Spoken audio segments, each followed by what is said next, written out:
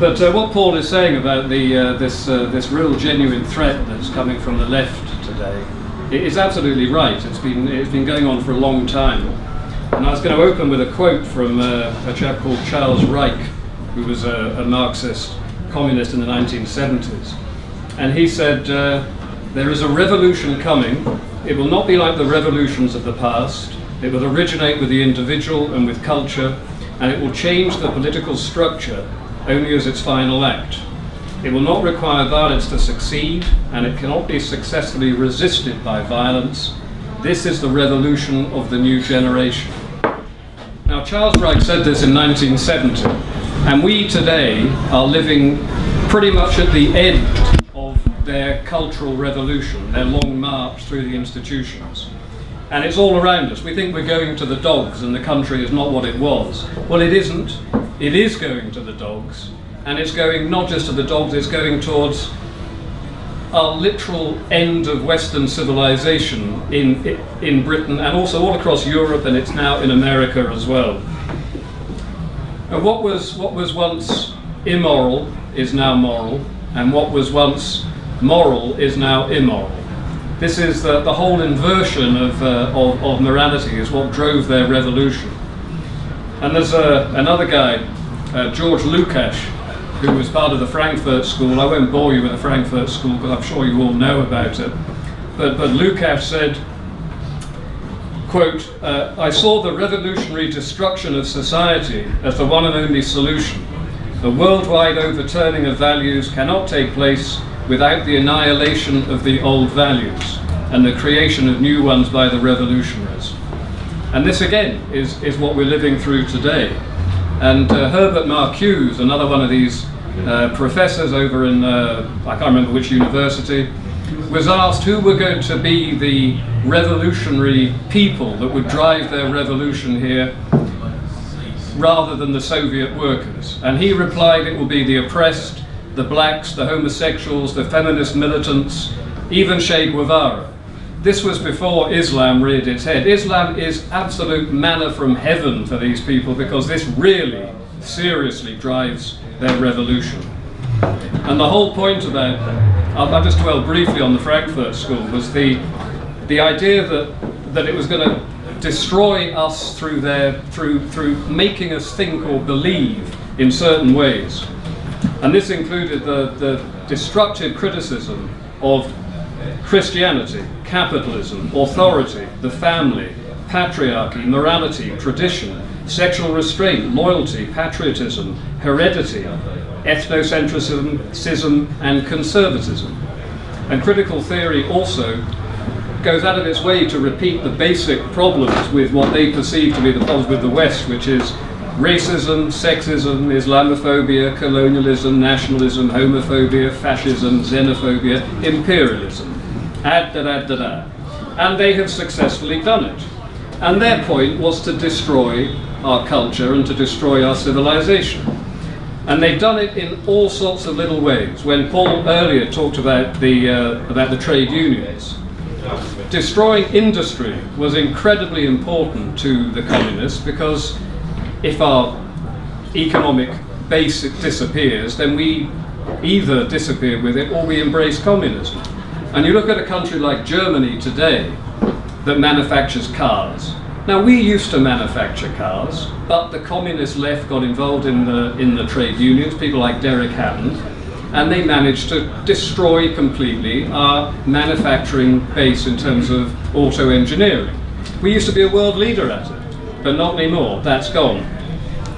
Jack Jones was the president of the TGWU in the 1970s. He's actually on record as being collaborating with Moscow. He was actually doing it. He was being debriefed by people from Moscow. And these are the people that have essentially destroyed our manufacturing engineering base in this country. Now, if you do that, and you then become a white-collar industry country, a country of paper shufflers, you can't just destroy the industry, you then have to destroy education, because if you destroy education, the paper shufflers aren't qualified enough to continue all of their little paper shuffling. So they got into the schools and they destroyed our educational system. This was incredibly important, and we are now one of the most dumbed down countries in the world when it comes to our educational system, and we used to be at the very top of it. So destroy industry, destroy education, two very important things. Also destroy the family. Feminism was never about a war against men. Feminism was a war against the family, because the family is that one unit that stands between the state and freedom.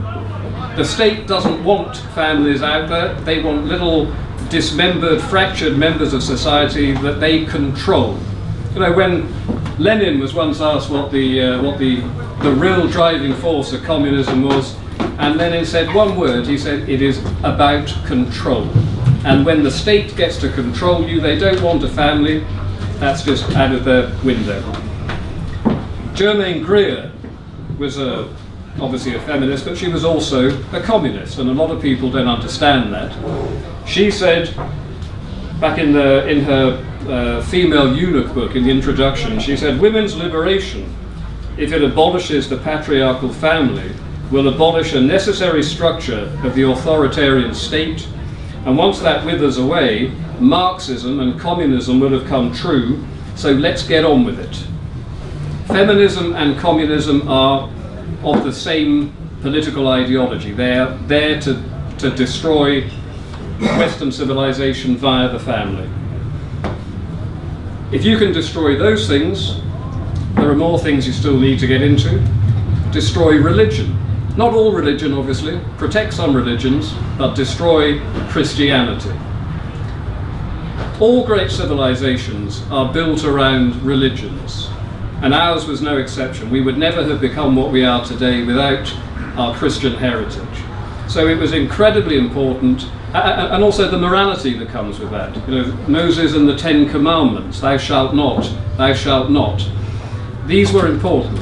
So getting rid of Christianity particularly is another thing that stands between, again, the state and control of the people.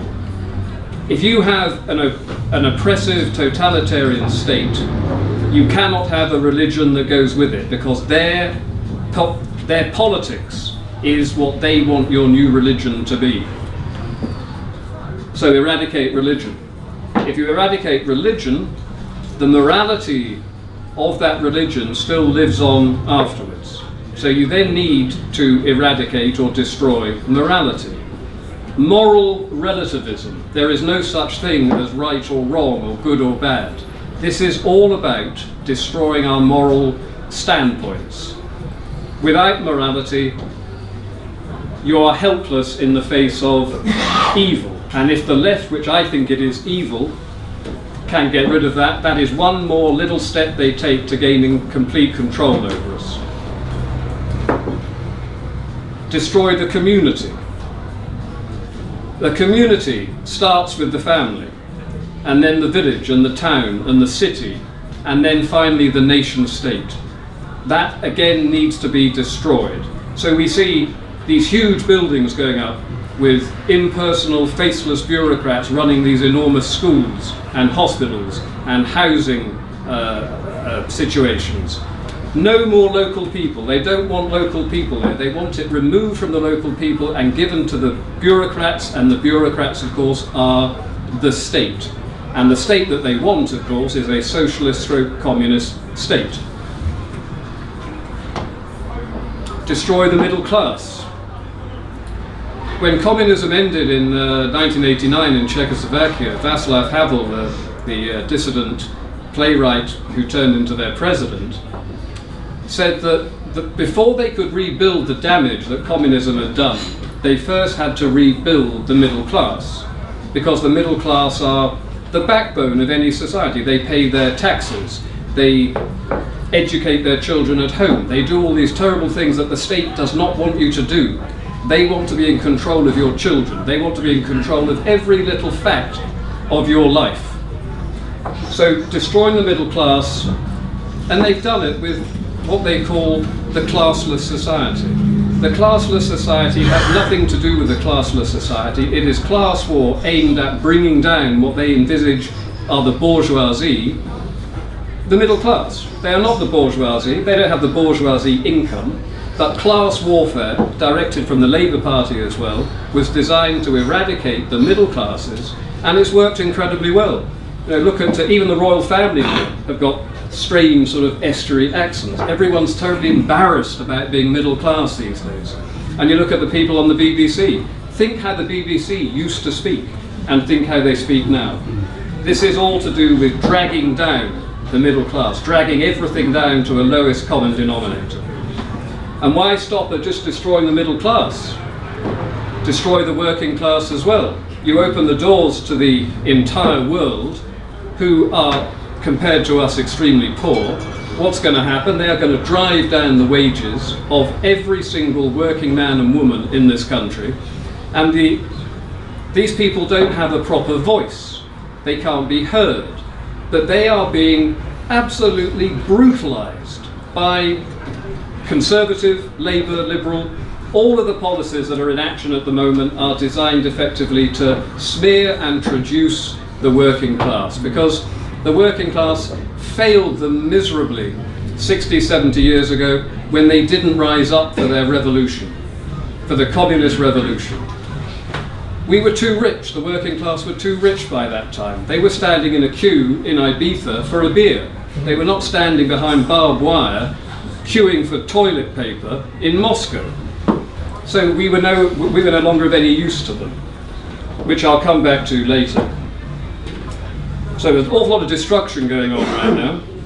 Destroy the nation state. Peter Sutherland is the United Nations Chief Migration Officer, and he has no fear of saying this. He's come out and he said, we will utilize mass immigration and multiculturalism to destroy the nation states of Europe, because unless we destroy them, we cannot politically control them. And this is exactly what they're doing. They wanted to divide England up into 12 regions. Why did they want to do that? Break away Scotland, break away Wales, divide us all up. It's historically very simple. It's called divide and rule. They are totalitarian, oligarch people who want to effectively take away the sovereignty and the nation statehood of every European country for one reason only, which is political control, and they are all of the left who are the people that are doing it. Segregate the generations. You know, if you go to Africa, old people are wise and old people are listened to. In this country, if you're over a certain age, you're out of the equation, matey. You have reactionary ideas and viewpoints that have no place in modern, progressive, multicultural Britain. You have to be silenced. But they don't silence them by doing anything drastic. They simply remove any ability that they could have to make an impression or to educate younger people, which is why at the BBC, Tom, thank you for coming here tonight, which is why at the BBC nearly everybody is under the age of 35 or 40. There are no old people at the BBC anymore because they have been swept out. They're no longer wanted. They might start telling people all sorts of terrible opinions that might be listened to by the people in the country, so they have to go. So segregate the generations. Promote conformity, pretending it's in the guise of individualism. Have you ever seen a more conformist group of young people in the world than young English British people today? You talk to them about any subject, multiculturalism, gay marriage, feminism, women's rights, equality, diversity, they will all give you the same opinion. Yet they've all been told through their entire school career that you have to be you have to be an individual. They are the most conformist group of individuals I've ever seen in my life, and it's very important, obviously, to do this to them because you need to have groupthink, herd mentality. And while you're at them, young people, make them vaguely anarchic. Remove discipline from schools. Get rid of all the old traditions and the taboos. Turn them into little me generations that have no concept of duty or patriotism or morality or honour or sacrifice. Everything comes down to me, pleasure now. Destroy competitiveness. We used to have, this is sort of going back to education again, but we used to have a fantastic educational system. And then they said it was elitist. It was elitist to try to drag people up to this level. We must actually just drag everybody down to the same level. We must promote egalitarianism, not elitism. But if you do that, you end up with the lowest common denominator, and you end up with a pretty dumbed down young population that we have today. And meanwhile, you've got countries like China who believe absolutely in elitism, which is why they're on the up and we're not.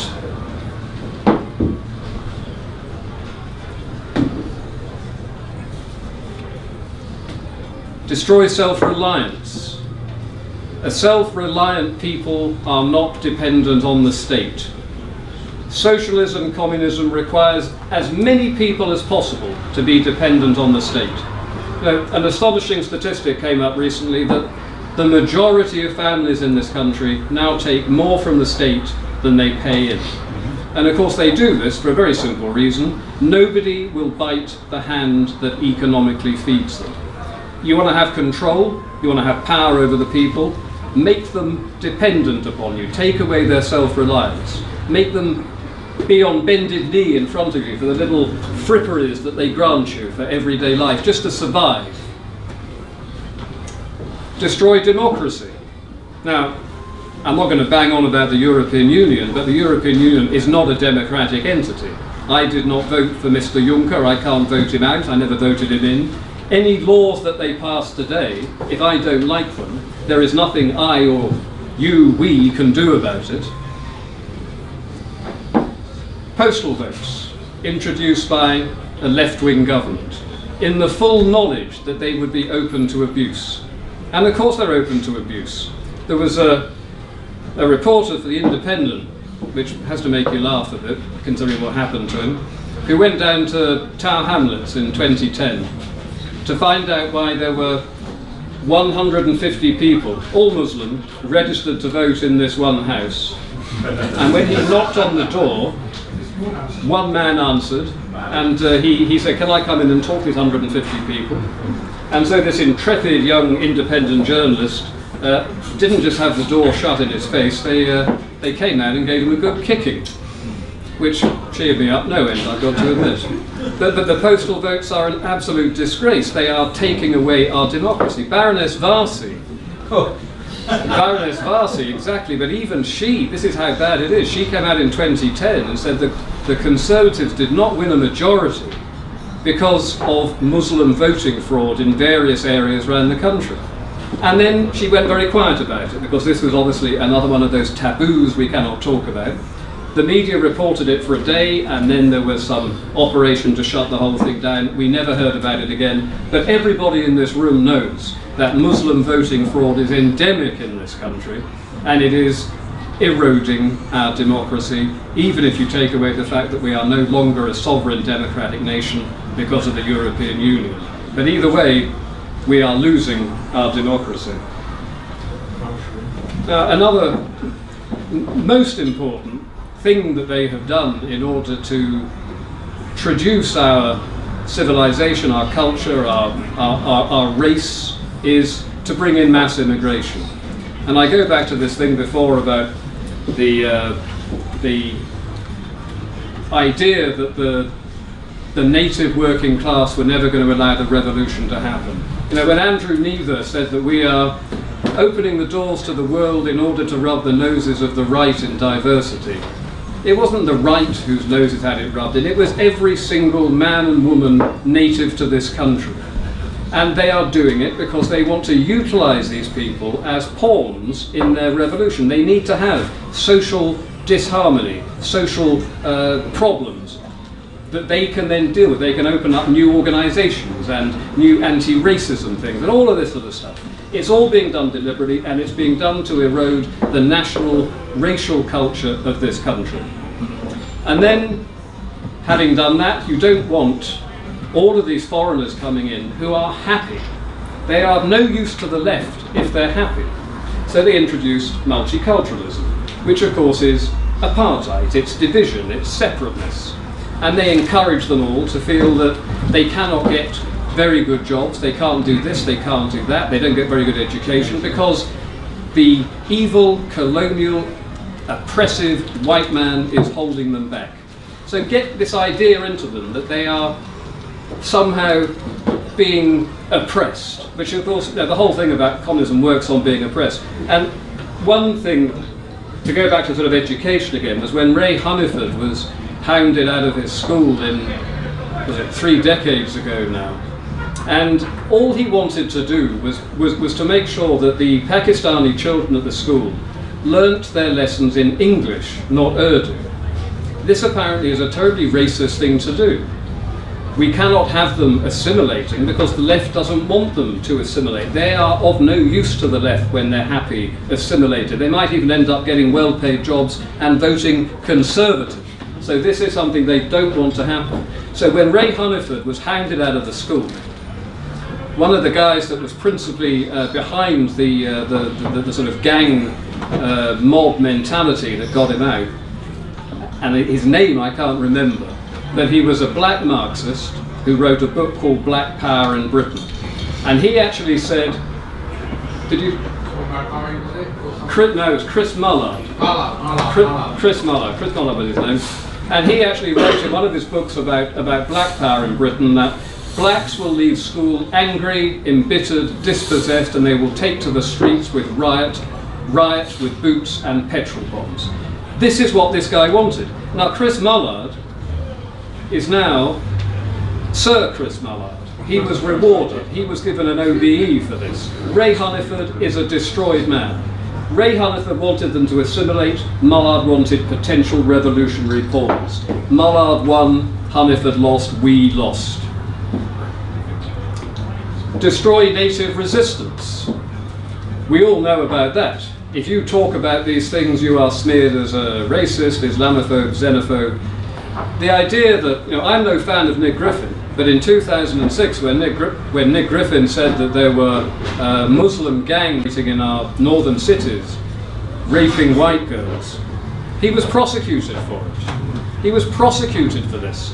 And these people, the policemen, the social services, the local councils, they knew it was going on, but they were equally as happy to howl down Nick Griffin as everybody else on the left was.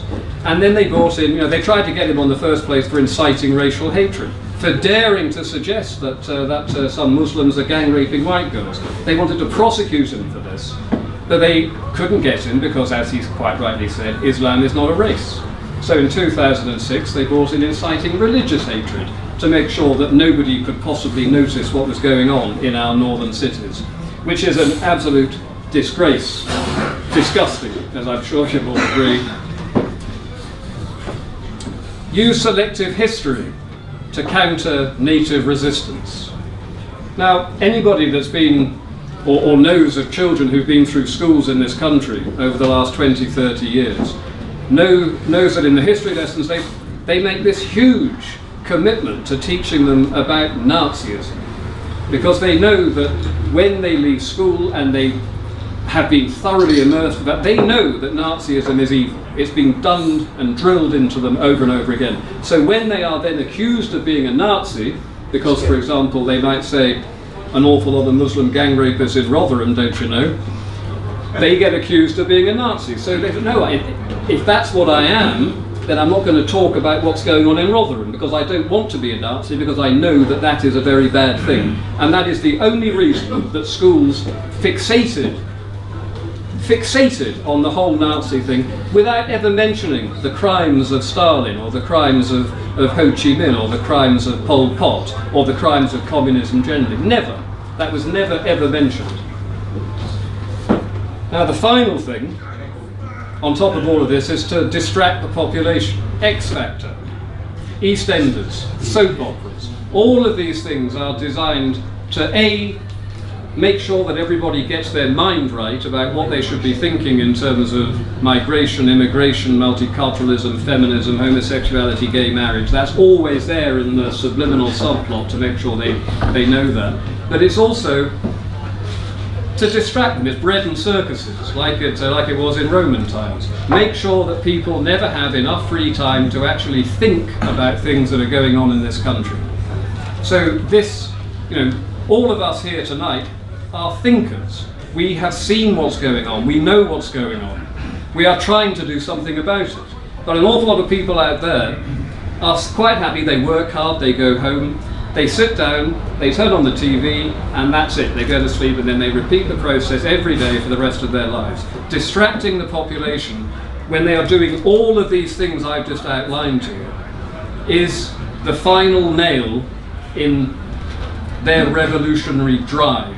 It is not in our coffin yet, because we are still here, and we are still fighting back. And I hope that we are growing, and I also feel that with every year or 5 years, certainly in terms of decades now, nobody in 10 years' time will be thinking the way they're thinking today from the useful idiot liberal left. And I'm just going to close by saying that the hard left who have been doing this have deliberately done it. They know exactly what they're doing. The liberals who are following them are not evil people. They're not very well informed people, they're not very bright people, but they are not evil. The hard left in this country, the communist left, is evil. The liberals are facilitating what's going on, and it is down to us, because we can never destroy the hard left. The hard left are in total control. All we can do is try to persuade the liberals that what they see today as right and wrong is upside down. The whole inversion of morality, the inversion of common sense, the inversion of decency, the inversion of right and wrong. We need every day just to get little bits and pieces out there to make people change their opinion, because we are not far right, we are not extremist, we are not racist, we are not Islamophobic, we are none of these things. We are good, decent, humane people who see a serious problem driven by an evil clutch of people who, as Paul said quite rightly earlier on, in the last century killed 100 million people to get their political ideology cemented. And I believe that they would do it again, given half the chance. We have to defeat them, but we cannot defeat them unless we persuade the useful idiot liberals. I'm not suggesting that in 10 years' time or 20 years' time we will not be able to defeat them, because by then things may have moved on and it may be considerably more physical than it is today. But in that hopeful period between what is coming down the line and where we are today, our job today is to persuade with intelligence, decency, humanity, and expose the evils of the left and expose the evils of the liberal left, even if they don't understand that they're evil themselves. But if you put all of this stuff together I've been speaking about, we do not have a future. Our future is only going to be provided for our children and our grandchildren if everybody in this room and the people outside this room who believe the way that we do continues what they're doing, continues fighting, and continues. We've all got to continue, and that's pretty much my piece there. Thank you.